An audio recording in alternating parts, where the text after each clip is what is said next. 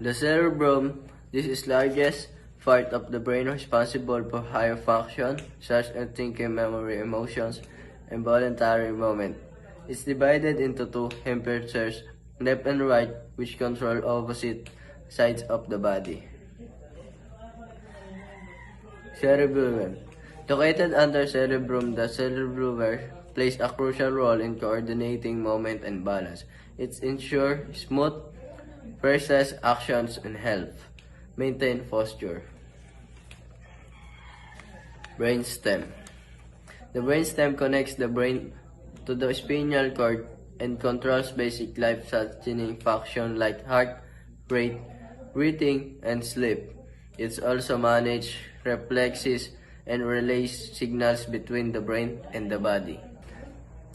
Thank you guys!